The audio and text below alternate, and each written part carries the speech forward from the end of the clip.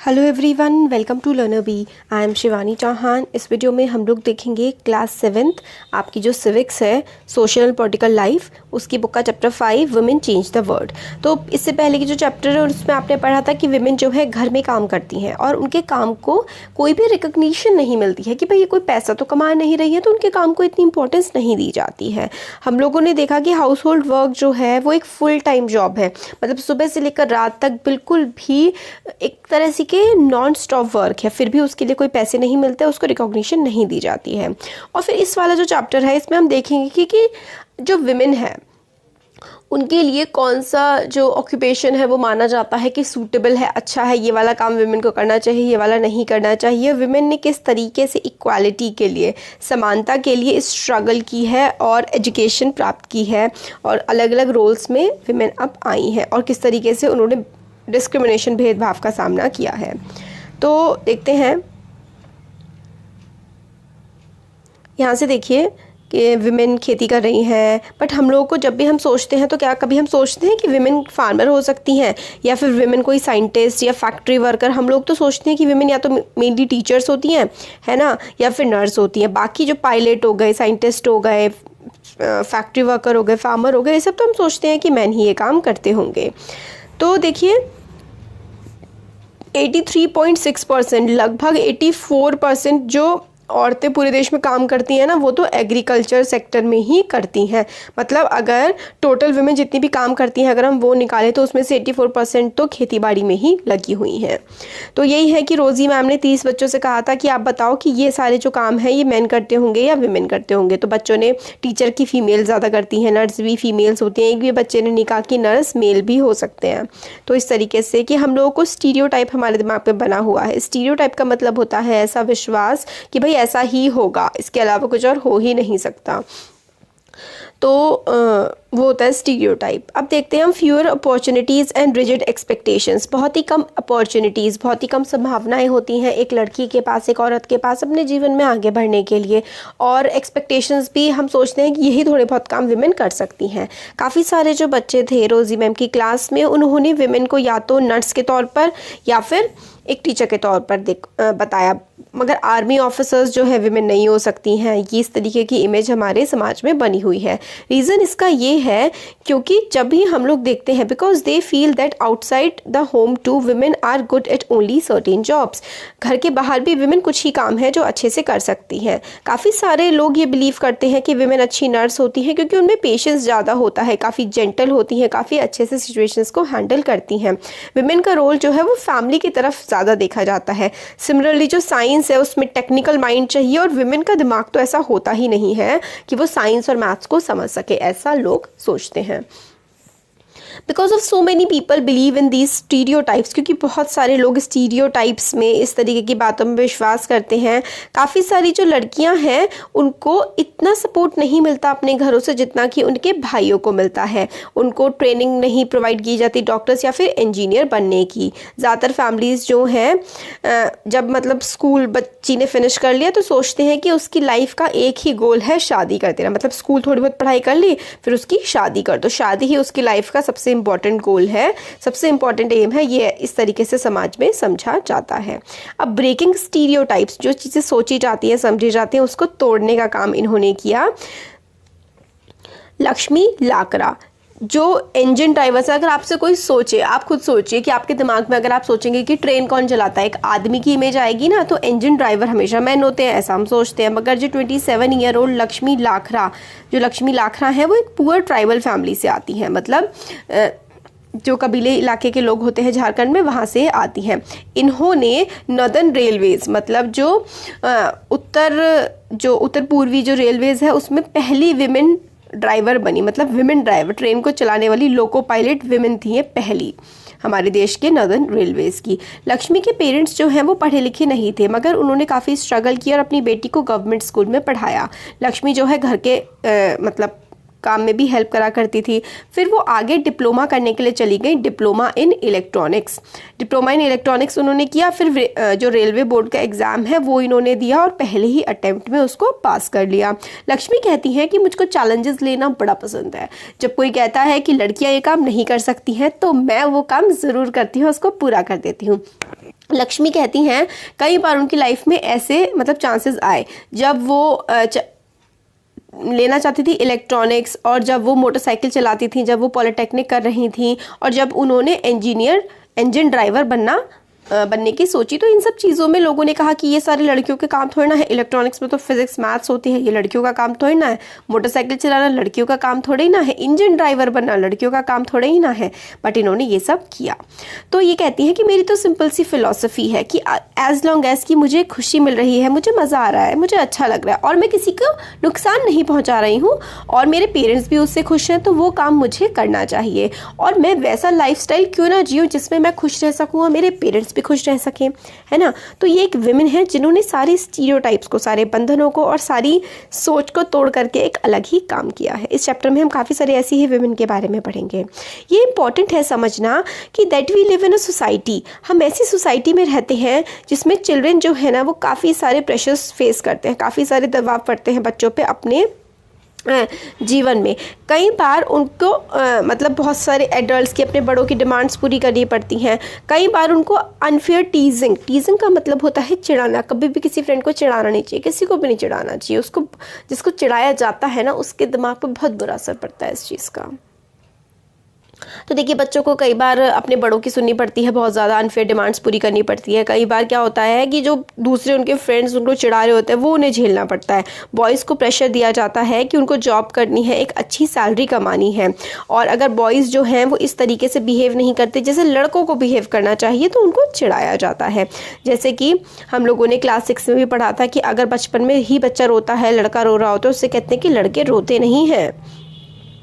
ठीक है, तो एक हमें स्टोरी इसमें छोटी सी दी गई है कि जेवियर जो है वो काफ़ी ज़्यादा हैप्पी है, काफ़ी खुश है, उसका 10th क्लास का रिजल्ट आया है, जबकि उसके साइंस और मैथ्स में अच्छे नंबर नहीं आए हैं, मगर उसके जो फेवरेट सब्जेक्ट है हिस्ट्री और लैंग्वेज, मतलब इंग्लिश और हिंदी वगैरह, इसमें उन्होंने काफ़ी अच्छा स्कोर किया है जेवियर ने।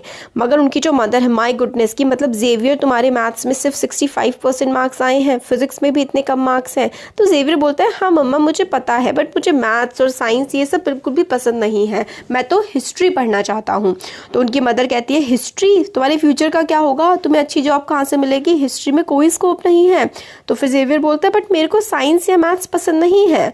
तो वो उसकी मदर कहती है कि भाई सेंसिबल बनो, मैथ्स लो और साइड बाय साइड कंप्यूटर पढ़ो, क्योंकि कंप्यूटर से ही तुम्हें अच्छी जॉब मिल सकती है।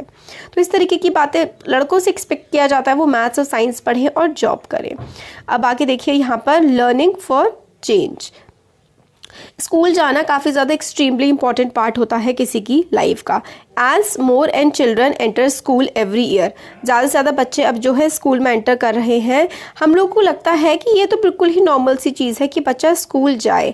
आज ये इमेजिन करना भी डिफ़िकल्ट है कि today it is difficult for us to imagine that school and learning could be seen as out of bounds and not appropriate for some children। तो आज ये सोचना भी मुश्किल है कि कुछ सालों पहले, कुछ मतलब 100-200 साल पहले पढ़ाई लिखाई करना किसी के लिए बहुत ही ज़्यादा गलत समझा जाता था। पास्ट में, पुराने समय में जो रीडिंग की स्किल है, राइटिंग की स्किल है, ये बहुत ही लोगों को, मतलब पढ़ना लिखना बहुत कम लोगों को आता था। ज़्यादातर बच्चे जो हैं वो अपनी फैमिली से या फिर अपने बड़े लोगों से ही पढ़ना लिखना सीखते थे। गर्ल्स जो हैं उनकी सिचुएशन तो बहुत ही ख़राब थी। कम्युनिटीज़ में सिर्फ लड़कों को ही पढ़ाया जाता था, पढ़ाया लिखाया जाता था। डॉटर्स, बेटियों को अल्फ़ाबेट, शब्द सीखना भी नहीं सिखाया जाता था। फैमिलीज़ में जहाँ पर जैसे कि पॉटरी, घड़ा वगैरह बनाने की बात चले तो उनको भी पॉट नहीं बनाने दिया जाता था लड़कियों को। लड़कियाँ मिट्टी लेकर के आती थी, मिट्टी को वो करती थी, पानी वानी मिलाती थी उसमें, है ना, वो सब काम करती थी, चाहे वीवर हो, क्राफ्ट हो, है ना, ये सब उन्हें सिखाया तो जाता था, मगर उनका रोल ना सिर्फ सपोर्टिव के तौर पर लिया जाता था। जैसे कि विमेन मड प्रिपेयर कर देंगी, पॉट के लिए प्रिपेयर कर देंगी सब कुछ, मगर जिस चक्के पे गोल गोल घुमा करके घड़ा बनता है वो उस घड़े पे एक आदमी ही काम करेगा। मतलब विमेन को कोई इंपॉर्टेंट काम करने नहीं दिया जाता था। तो 19th सेंचुरी में काफ़ी आइडियाज़ जो है ना कि एजुकेशन और लर्निंग, पढ़ना लिखना ज़रूरी है, ये काफ़ी ज़्यादा आगे बढ़ कर के आए। स्कूल जो है काफ़ी थोड़े थोड़े से कॉमन होने लगे। That had never learn reading and writing started, जिन लोगों ने कभी भी पढ़ाई लिखाई नहीं करी थी उन्होंने अपने बच्चों को स्कूल में भेजना शुरू कर दिया। बट इसका काफ़ी ज़्यादा अपोजिशन हुआ जो लड़कियों को पढ़ाया जाता था उस टाइम पर भी। काफ़ी सारी वुमेन्स ने ये एफर्ट किया कि वो स्कूल खोलेंगी लड़कियों के लिए और उन्होंने पढ़ना लिखना खुद से ही सीखा। ये देखिए पंडिता रमाबाई की पिक्चर है। इनको पंडिता क्यों कहा जाता है? तो ये पंडिता रमाबाई कभी भी स्कूल नहीं गई थी। इन्होंने जो पढ़ाई लिखाई है ना वो अपने पेरेंट्स से सीखी। इनको पंडिता बोला जाता था क्योंकि इन्होंने संस्कृत लिखना और पढ़ना सीख लिया था। उस समय के लिए एक वुमेन के लिए बहुत ही बड़ी अचीवमेंट थी इस तरीके की नॉलेज को हासिल करना। फिर इन्होंने एक मिशन सेटअप किया खेड़गांव पुणे के पास 1898 में। खेड़गांव पुणे में इन्होंने एक मिशन सेटअप किया जिसमें जो विधवा औरतें और गरीब औरतें उनको एनकरेज किया जाता था ताकि वो लिटरेट बने और इंडिपेंडेंट बने, मतलब पढ़े लिखें और खुद एक काबिल बने, खुद पैसा कमा सके। उनको काफ़ी सारी चीज़ें सिखाई जाती थी, कारपेट बनाना, प्रिंटिंग प्रेस चलाना, इस तरीके की स्किल्स जो उस समय पर लड़कियों को नहीं दी जाती थी, सिर्फ और सिर्फ लड़कों को प्रोवाइड की जाती थी। ये देखिए औरतें यहाँ प्रिंटिंग प्रेस में काम कर रही हैं। ये पंडिता रमाबाई का जो मिशन था उसके जो खाड़ेगांव में पुणे के पास उसकी वजह से संभव हो पाया था।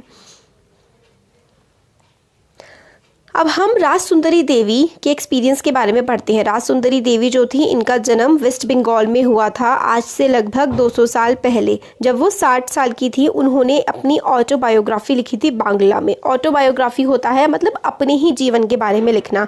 तो राज सुंदरी देवी ने अपने जीवन के बारे में लिखा था एक किताब जिसका नाम था अमार जीवन, मतलब मेरा जीवन। उन्होंने अपनी ऑटोबायोग्राफी में लिखा कि एक इंडियन वुमेन की लाइफ कैसी होती है। राज सुंदरी देवी जो है हाउसवाइफ थी, एक काफ़ी अमीर लैंडलॉर्ड की, मतलब एक अमीर ज़मींदार था उसकी ये वाइफ थी। उस टाइम पर जब ये थी लगभग 200 साल पहले, ऐसा माना जाता था कि अगर लड़की पढ़ेगी लिखेगी तो उसके हस्बैंड के लिए बैड लक आएगा, वो मर जाएगा, और वो लड़की जो पढ़ेगी लिखेगी वो विधवा हो जाएगी। देखिए किस तरीके की चीज़ें सोची जाती थी पहले ज़माने में, तो ऐसा माना जाता था। इसके बजाय इसके बावजूद भी उन्होंने खुद से ही लिखना और पढ़ना सीखा शादी के बाद। उन्होंने मतलब वो बताती हैं अपनी ऑटोबायोग्राफी में कि वो सुबह से ही काम में लग जाती थी और कई बार तो आधी रात तक भी उनका काम पूरा नहीं होता था। कभी कभी तो उनको बिल्कुल भी रेस्ट नहीं मिलता था दिन में ज़रा सा बैठने के लिए भी। जब वो सिर्फ 4 साल की थी तब से ही वो ये सारा काम कर रही हैं। और I came to nurture a great longing, मगर मेरे को ऐसा ये कहती हैं कि मुझे ऐसा लगने लगा कि जो रिलीजियस स्क्रिप्चर्स है मतलब धार्मिक ग्रंथ हैं मुझको पढ़ने हैं, इस तरीके की इनको फीलिंग आने लगी। बट उस समय पर विमेंस को पढ़ाई लिखाई नहीं करने दी जाती थी। फिर मैंने सोचा कि विमेन को पढ़ना नहीं चाहिए, बट मैं क्यों पढ़ती हूँ, तो मेरे को अपने आप पे गुस्सा आने लगा था। अपने आप मतलब ऐसा लगता था कि मेरे को पढ़ना नहीं चाहिए, ये तो गलत होता है, मेरे साथ क्या गड़बड़ है कि मैं पढ़ना चाहती हूँ, विमेन को पढ़ना नहीं चाहिए, फिर मैं क्यों पढ़ना चाहती हूँ। फिर एक बार ना इनको रात में ड्रीम आया कि मैन्यूस्क्रिप्ट, मतलब मैन्यूस्क्रिप्ट का मतलब होता है ऐसी किताब जो हाथ से लिखी गई है।